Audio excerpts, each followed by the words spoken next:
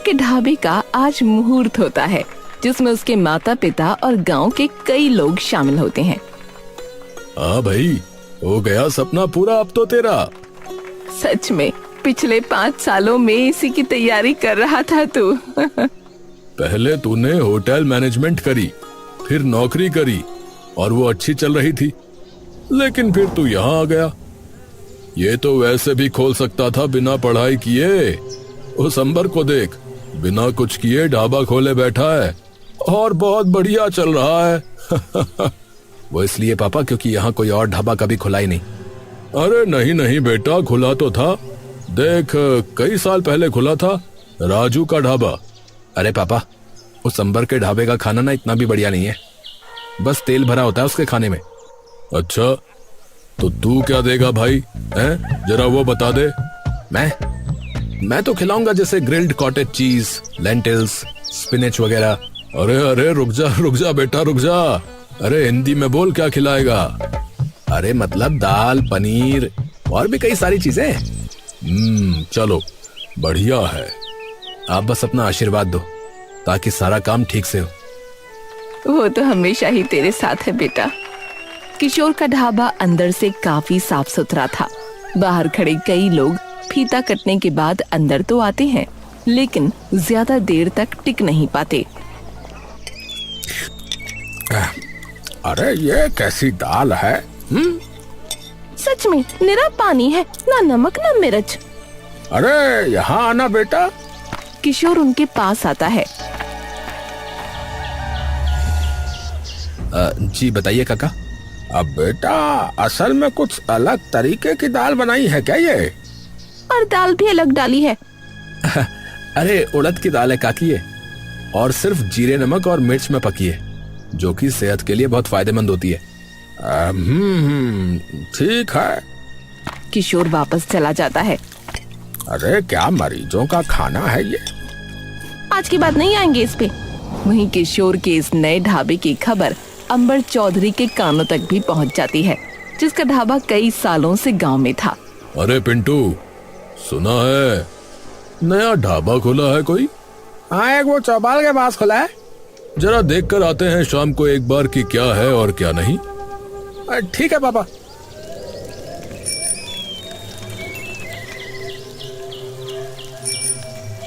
अरे सुबह इतने लोग आए, फिर एकदम से कोई भी नहीं। तभी अंबर और उसका बेटा पिंटू वहां आते हैं।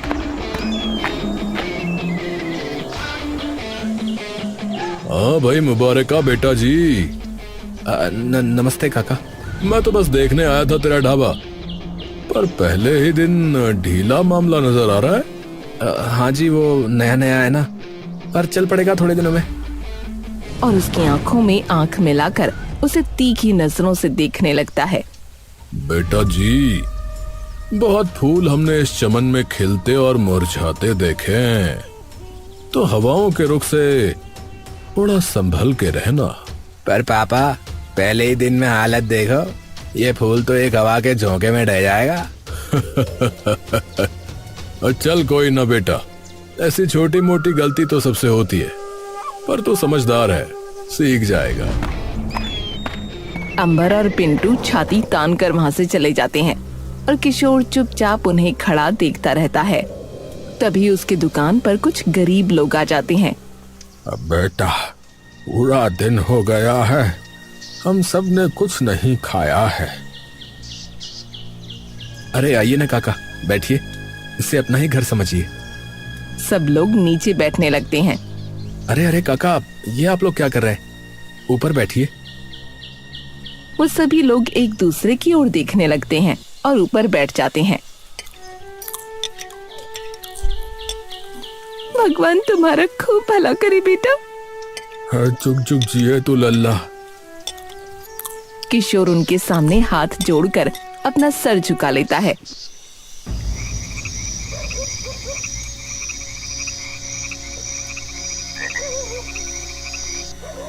किशोर रात को वापस घर आकर अपने माँ और पिता को सारी बात बता देता है। अरे तू डर मत, तू नया है इसीलिए वो थोड़ा घबराया हुआ है कि कहीं उसका धंधा ठप ना पड़ जाए। हाँ, उससे डरने की कोई जरूरत नहीं है। भगवान पे भरोसा रख।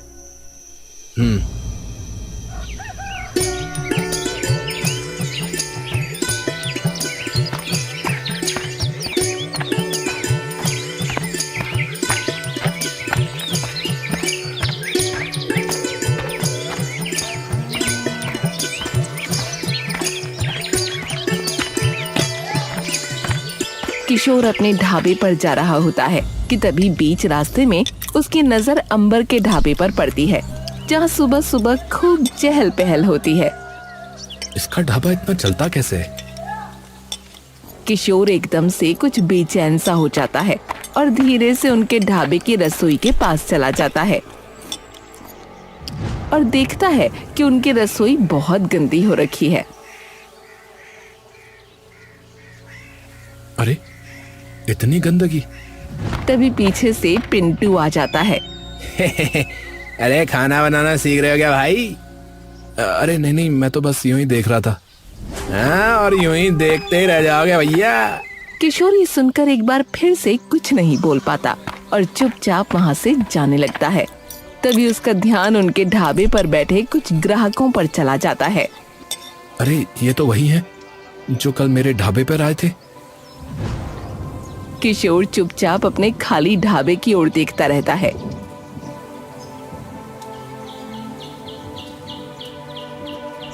अगर ये नहीं चला तो पापा को क्या जवाब दूंगा? अच्छी भली नौकरी छोड़ दी मैंने इस सपने के लिए।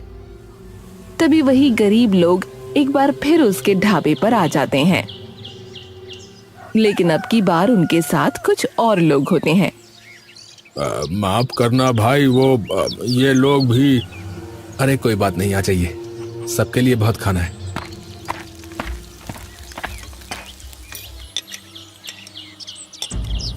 धन्यवाद भैया। किशोर रसोई का कोना कोना बिल्कुल बारीकी से साफ कर रहा होता है कि तभी किसी बर्तन गिरने की आवाज से उसके कान झनझना जाते हैं। किशोर एकदम से पीछे की ओर पलटता है, लेकिन सामने सिर्फ एक बड़ा सा पतीला जमीन पर गिरा उसे नजर आता है। अरे ये कैसे गिरा? किशोर उस पतीले को झुककर उठाता है, लेकिन जैसे ही वो वापस खड़ा होकर सामने की ओर देखता है तो पसीने की एक बूंद तुरंत उसके माथे पर आ जाती है। बेटा जी, ऐसे कैसे ढाबा चलाओगे? कौन हो आप? अरे बेटा डरो मत। आप हो कौन? सब बता दूंगा बेटा, पर पहले शांत तो हो जाओ तुम। किशोर धीरे धीरे शांत होता है। हाँ, अब ठीक है। ठीक है, पहले तुम बताओ कि तुम हो कौन? मैं हूँ राजू, इस गांव में रहा करता था और मेरा भी ढाबा हुआ करता था कभी यहाँ। एक मिनट, आप वो राजू ढाबा वाले राजू हो क्या? आपके बारे में तो पापा ने मुझे कई बार बताया। हाँ, वही वाला। आप भूत बन के यहाँ पर क्यों आए हो? लेकिन 2 दिन से देख रहा हूँ कि तुम अपने ढाबे पे क्या बनाते हो और कैसे देते हो, कितने साफ सुथरे तरीके से काम करते हो, वगैरह वगैरह।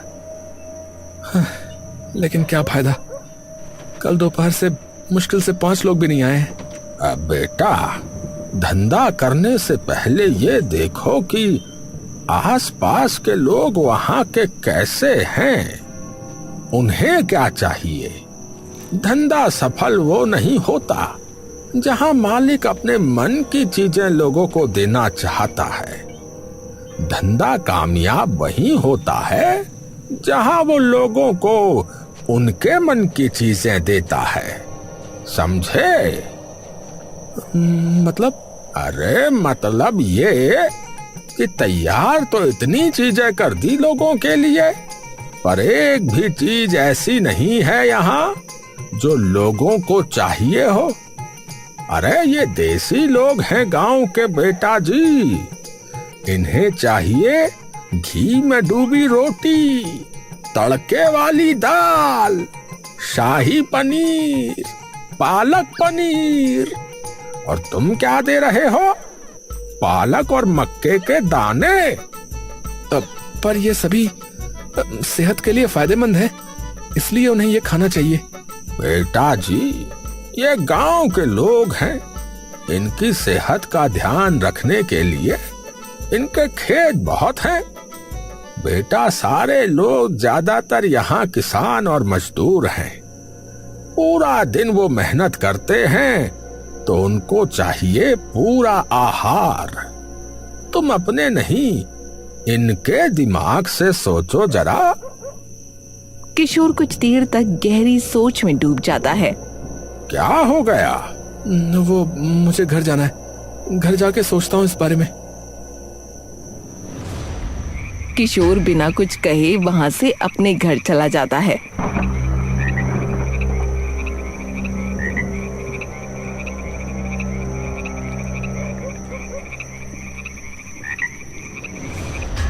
बात तो उन्होंने ठीक कही है।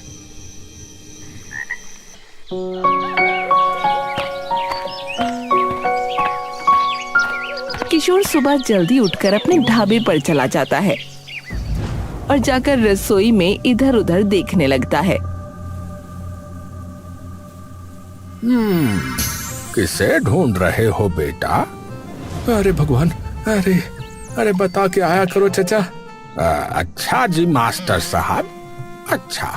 दरअसल मैंने सोचा जो आपने कल बोला था ना, पर अगर मैं ये सब चीजें बनाता भी हूँ तो लोग मेरे ढाबे पर क्यों आएंगे? उस अंबर के ढाबे पे ये सभी चीजें बन तो रही हैं, मैं क्या अलग दूंगा उन्हें? अलग?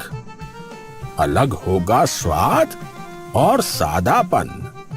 उसके ढाबे पर एक तो गंदगी में खाना बनता है और आधा सामान तो मिलावटी इस्तेमाल करता है पैसे बचाने के लिए। तो तुम उन्हें शुद्ध और स्वादिष्ट खाना दोगे बेटा, जिससे कि उनकी सेहत को भी फायदा होगा, जो कि तुम चाहते ही थे। पर कैसे? शुद्ध घी में बनाया खाना, एकदम स्वादिष्ट। दिन भर की मेहनत के बाद जब कोई किसान आए तुम्हारे ढाबे पर, तो आहार पूरा मिलना चाहिए उसे। हाँ, सही कहा आपने। तो फिर अभी से शुरू कर देता हूँ। पर कोई एक चीज तो होनी चाहिए ना जो मेरे ढाबे की खासियत हो, समझ रहे हो? अरे होगी भाई, होगी। क्या? पालक पनीर। किशोर ये सुनते ही मुस्कुराने लगता है। थोड़ी देर बाद, अरे कंजूसी मत कर और घी डाल, वे अपने आप पचा लेंगे अपने खेतों में। पहले तो बेटा जी तुम रोटी खाओ और जान लगाओ थोड़ी। देखो अभी भी आधे टुकड़े साबुत हैं। हे भगवान, आपने तो पसीने निकलवा दिए। तो बेटा जी ऐसे ही पसीने बहाकर चलेगा ये ढाबा। हाँ, थोड़ी देर में सारा खाना बनकर तैयार हो जाता है। क्या फायदा, नाम तो वैसे ही बदनाम हो रखा है, तो कौन ही आएगा आज भी। अरे तो बाहर जाओ और खींच के लाओ। कौन? मैं? अरे और नहीं तो क्या, मैं। ढाबा तुम्हारा ही है ना। पर मैं बोलूंगा क्या? अरे पहले बाहर चलो, फिर मैं बता दूंगा।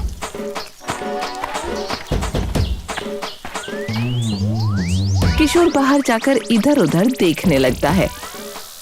अरे जा, अब रोक किसी को। मुझे शर्म आ रही है। अरे भैया, शादी के लिए हाथ नहीं मांगना है तुम्हें, बस अंदर आने के लिए बोलना है। और बता तो मैंने दिया ही है, क्या बोलना है। किशोर तभी जाकर वहाँ से गुजरते कुछ लोगों को रोक लेता है। अरे भाई साहब, आइए ना, नया ढाबा खुला है, बढ़िया स्वादिष्ट खाना खाइएगा। अरे नहीं नहीं भाई, तोहार खाना तो बहुत फीका होता है। हाँ, अरे अब नहीं है, सब बदल दिया भाई। अब एकदम शुद्ध देसी घी से बना खाना आपको मिलेगा, जैसे कढ़ाई पनीर और पालक पनीर तो हमारे यहाँ का खास है। आप एक बार आके देखिए तो सही। ए भैया, एक उधर क्या कहते हो, चलें क्या? ठीक है, ठीक है भैया, आ रहे हैं। सब लोग अंदर आ जाते हैं। अब बताओ भाई साहब, क्या लगा दूं आपके लिए? अरे भैया, अभी पालक पनीर ही बना दो, जो तुम कह रहे हो ना खास है तुम्हारा। भैया मेरी तो दाल तड़का कर देना और 8 रोटी बढ़िया घी मार के भैया। अभी लाया अभी लाया। किशोर तभी उन लोगों का खाना परोस देता है और वो लोग खाना खाने लगते हैं। कैसा भाई साहब खाना? अरे भैया कमाल का पालक पनीर बनाया आपने तो, मजा ही आ गया। वाह, सच में भैया बहुत ही स्वादिष्ट खाना बनाया आपने, मजा ही आ गया। भाई साहब मैं तो कल अपने पूरे परिवार के साथ आने वाला हूँ। हाँ बहुत ही बढ़िया खाना है। हाँ अरे आपका जब दिल करे तब आना। सब लोग एकदम खुशहाल होकर वहाँ से जाने लगते हैं और किशोर एकदम खुशी से उछल पड़ता है। अरे वाह, हाँ तो कहा था ना बेटा जी, अब बस यूं ही लगा रहे मेहनत से और देख कैसे काम चलता है तेरे ढाबे का। हाँ वैसे एक बात बताइए, आपने मेरी मदद क्यों की? क्योंकि तुम लायक हो उसके बेटा। तुम्हारा खुद का धंधा चाहे चला हो या नहीं, लेकिन किसी गरीब को तुमने भूखा नहीं भेजा वापस। जितने भी लोग आए सबको दिल से खाना खिलाया। तो ऐसी नियत के इंसान की मदद करनी तो बनती है ना बेटा। किशोर ये सुनते ही मुस्कुराने लगता है। कुछ दिन बाद देखते ही देखते किशोर की मेहनत रंग लाती है और आखिरकार उसका ढाबा चल पड़ता है। भाई मेरा भी पालक पनीर और तंदूरी रोटी कर देना भैया। तभी वहाँ बैठे एक इंसान की आवाज आती है। अब भाई एक प्लेट पालक पनीर और कर देना भैया। अब भैया स्वाद ही आ गया भैया, आपका खाने में तो बहुत मजा आ रहा है। अरे अभी लाया भाई साहब। लेकिन उसके ढाबे की ये तरक्की पिंटू सामने खड़ा चुपचाप देख रहा होता है। अरे इसका ढाबा तो सही चल पड़ा। पिंटू तभी गुस्से में वहाँ से चला जाता है। पापा हम यहाँ ये सोचते रहे कि उसका ढाबा नहीं चलने वाला, और वहाँ देखो उसने बाजी मार ली। क्या? पर लोगों को उसका फीका खाना तो पसंद ही नहीं था। अरे सारा खाना बदल दिया उसने एकदम से। अगर ऐसा ही रहा तो हमारे ग्राहक भी खा जाएगा वो। अब कुछ नहीं होगा ऐसा, मैं बताता हूँ क्या करना है।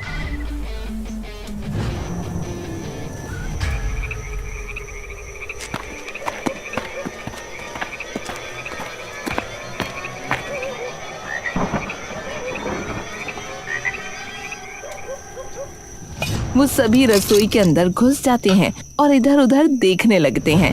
तभी जोर से राजू की बस आवाज उन्हें आती है। निकल जाओ यहाँ से, मुझे पता है तुम क्यों आए हो। वो सभी डर कर इधर उधर देखने लगते हैं। कौन है बे? कौन है यहाँ? अपने पिताजी को बोलियो कि अब ये पैतरे नहीं चलने वाले। जाओ भागो यहाँ से। वो सभी के सभी लोग तभी वहाँ से दुम दबा कर भाग जाते हैं। अगले दिन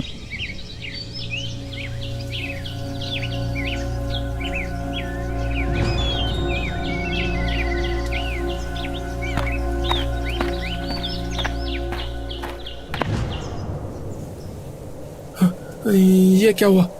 चिंता मत करो, कुछ नहीं हुआ है। कुछ लोग आए थे लेकिन मैंने भगा दिया। कौन लोग?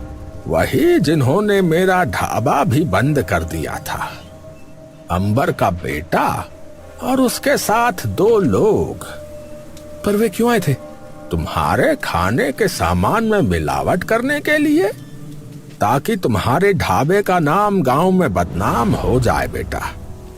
हाँ जब ढाबा खुला था तब उसके पापा मुझे धमकी भी देकर गए थे। ये पुरानी आदत है उसकी। तो आपका ढाबा उसने बंद करवाया था? हाँ, जब मैंने अपना ढाबा खोला था तो वो भी शुरुआत में खूब चला, लेकिन जब अंबर के ग्राहक कम हो गए तो उसने एक दिन न जाने कैसे मेरे खाने के सामान में मिलावट करवा दी, जिसकी वजह से लोगों को खूब दिक्कत आ गई। उन्होंने जाके मेरी फरियाद सरपंच से कर दी और फिर मेरा सिर्फ ढाबा बंद नहीं हुआ, बल्कि मेरे और मेरे परिवार को इस गांव से निकाल दिया गया। और गरीबी की हाय मुझे ऐसी लगी कि कुछ सालों में मैं भी। हे भगवान, पर चिंता मत करो, अब वो तुम्हारा कुछ नहीं बिगाड़ पाएगा, क्योंकि अब तो मैं तुम्हारे साथ हूँ। पहले तो उससे मैं बात करूंगा कि चाहता क्या है। अंबर बैठा है और उसका बेटा खड़ा है। क्या? पर ऐसा कैसे हो सकता है? अरे मैं झूठ नहीं बोल रहा हूँ पापा, वहाँ सच में कोई था। तभी वहाँ किशोर घुस आता है। हाँ भाई, बहुत शौक है दूसरों के ढाबे में घुसने का। ओए, तू अंदर कैसे आया? पहले ये बता कि तू अंदर कैसे घुसा। आगे से अपने बेटे को समझा के रखना, वरना अगर ऐसी हरकत करी तो अगली बार सीधा पुलिस के पास जाऊंगा। किशोर बिना किसी की एक बात सुने वहाँ से वापस चला जाता है। तू तो कह रहा था कि तुझे किसी ने नहीं देखा, फिर उससे कैसे पता चला? अरे हाँ, तो सच में नहीं देखा था, पर मुझे नहीं पता इसे कैसे पता चला। कुछ भी हो, पर इस कल के आए छोरे की इतनी हिम्मत कैसे हो गई कि ये हमारे ढाबे पे घुस के हमें धमका के चला गया। अब तो जा, इसे मैं अपने आप देख लूंगा। चौबीस घंटे उसके ढाबे पर नजर रखनी है, हर चीज पता करनी है। हो जाएगा मालिक, आप चिंता मत करो। अगले दिन वो सब दिन रात अब किशोर के ढाबे पर बैठ उसकी निगरानी करने लगते हैं। कुछ दिनों बाद रात लगभग होने ही वाली होती है और रसोई में जाकर बर्तन धोने लगता है, जहाँ राजू भी खड़ा है। काम बहुत बढ़ गया है, अब लगता है कि 2-4 लोग रखने ही पड़ेंगे काम पे।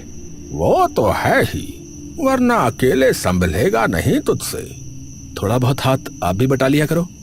बेटा जी, गुरु शिष्य को राह दिखाता है, हाथ नहीं बटाता उसका।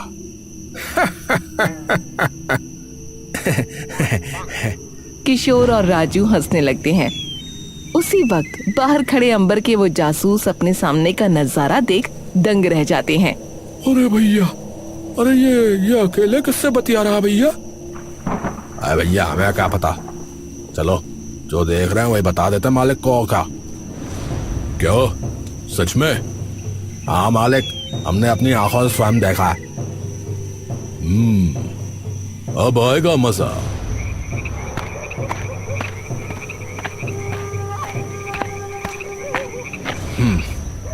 इन्हीं का इंतजार था। हाँ भाई, बहुत चला लिया ढाबा, अब इसे बंद करके चलता बन यहाँ से। ओहो, मैं तो डर ही गया। आखिरी चेतावनी है, फिर मत बोलियो कि मैंने बताया नहीं। मुझे सब पता है कि कौन सा भूतिया ढाबा चला रहा है तू। ये बात अगर लोगों को पता लगी तो कोई नहीं आएगा तेरे इस ढाबे पे। किशोर कुछ देर चुप रहता है। और अगर ये बात लोगों को पता लगी कि कैसे आपने राजू का ढाबा बंद करवाया और वही चीज आपके बेटे ने मेरे ढाबे के साथ करने की कोशिश की, तो फिर आपका क्या होगा? हाँ, किया मैंने और मेरे बेटे ने ये सब, पर ये बात तेरी मानेगा कौन? कौन मानेगा? वक्त आने पे सब पता लग जाएगा। वो क्या कहा था आपने कि मेरे जैसे फूल खूब उगते और मुरझाते देखे, पर मैं फूल नहीं हूं, पेड़ हूं, पेड़। हाँ तो बस अपनी जड़ें कस के रखियो फिर, क्योंकि अब तूफान आने वाला है, तूफान। किशोर उसकी आंखों में आंखें डालकर मुस्कुराने लगता है। अगले दिन किशोर अपने ढाबे पर सुबह खाना बना रहा होता है कि तभी एक इंसान वहां आता है। हाँ भैया, किस हो भाई? सरपंच जी ने तुम्हें पंचायत में बुलाया भैया। लेकिन क्यों? हाँ भैया, हमें ना पता, उन्हीं से पूछियो। ठीक है। किशोर अपने बगल में देखता है। उसी अंबर का किया धरा है सब। कोई नहीं। किशोर छाती तान कर वहां से चल देता है।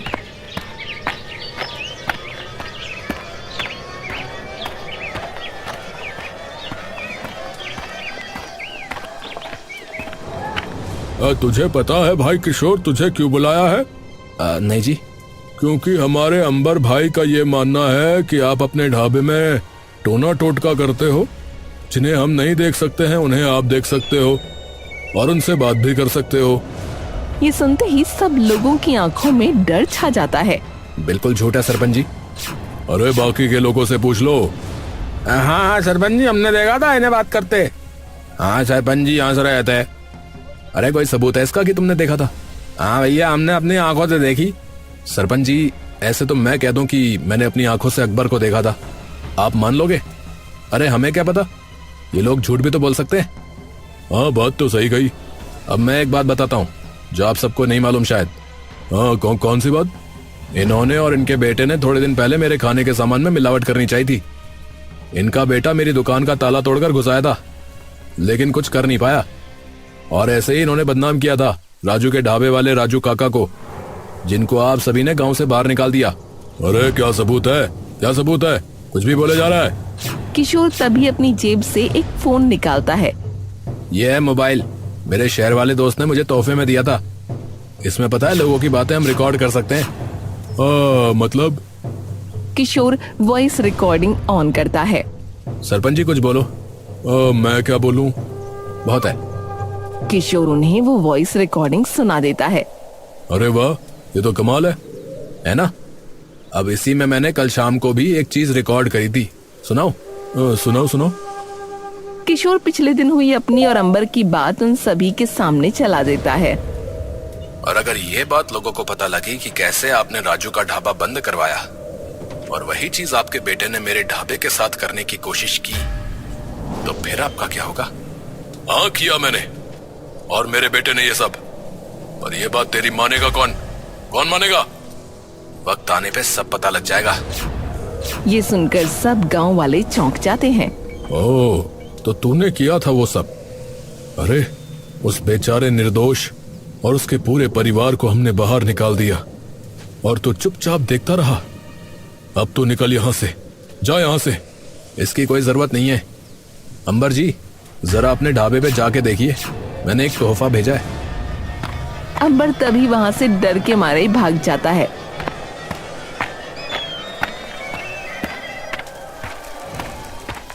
और अपने ढाबे को देखता है कि वहाँ कई सारे पुलिस वाले और सरकारी अफसर मौजूद हैं।